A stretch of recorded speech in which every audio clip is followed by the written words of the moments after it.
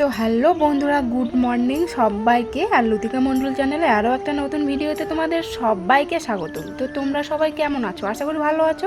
আর আমিও তো খুব খুব খুব ভালো আছি। তো আজকে হচ্ছে বৃহস্পতিবার, তো আমি সকাল সকাল ফুল তুলতে বেরিয়ে পড়েছিলাম। আর এই যে আমাদের ছোট্ট ফুলের গাছ, কত সুন্দর ফুল ফুটেছে এক দুটো, তো সেটাও তোমাদের সঙ্গে শেয়ার করলাম। আর এখন যেহেতু বর্ষা দিন, তো পুকুর ঘাটে একটু জল বেড়েছে।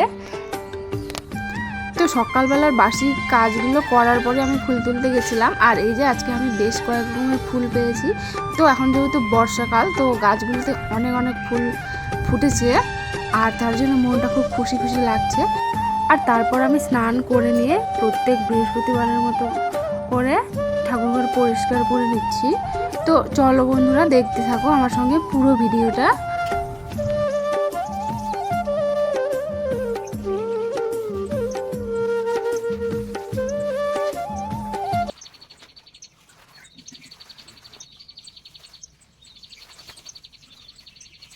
আর এখন আমি লাল মাটির গোলা নিয়ে চলে যাচ্ছি বট গাছ তলায়।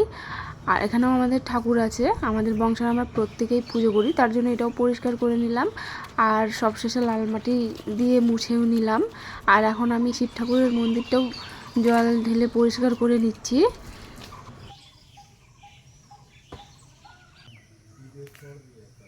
তো বন্ধুরা, পাশে কিন্তু একটা অনুষ্ঠান বাড়ি হচ্ছে, অবশ্যই তোমরা বক্সের আওয়াজ পাচ্ছ অল্প অল্প করে।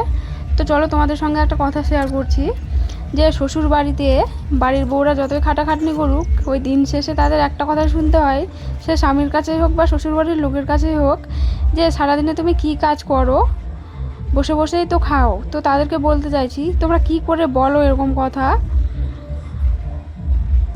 আর সারাদিনে যদি তোমরা তার খাওয়া না দেখে তার কাজগুলো দেখো, যে সারাদিনে সে কি কাজ করে সংসারের জন্য, তাহলে হয়তো এই কথাটা বলতে পারবে না যে বসে বসে খাও। হ্যাঁ, মানছি একটা সংসারে পুরুষ মানুষের পরিশ্রম বেশি, সে তার পরিবারের জন্য অনেক কিছু করে, একটু ভালো থাকার জন্য, একটু ভালো খাওয়ার জন্য অনেক পরিশ্রম করতে হয় তাকে সংসারটাকে এগিয়ে নিয়ে যাওয়ার জন্য। কিন্তু ভেবে দেখুন তো, একটা বাড়ির বউ কিন্তু সংসারের জন্য অনেক কিছু করে, এক কথায় পুরো সংসারটাকে গুছিয়ে রাখে। একটা মেয়ে ছেলে না থাকলে কিন্তু সংসার শূন্য, সংসারের কোনো দাম নেই। অতএব এখানে স্বামী স্ত্রী কিন্তু দুজনেই গুরুত্বপূর্ণ, দুজনেরই সমান অধিকার সংসারে। তা সত্ত্বেও কিন্তু বাড়ির বউদেরই সব কথা শুনতে হয়, তো আমাকে তো শুনতে হয়। আর নিজের স্বামী যদি শোনায়, তাহলে শ্বশুরবাড়ির লোকের কাছে তো কোনো আশা করা যায় না।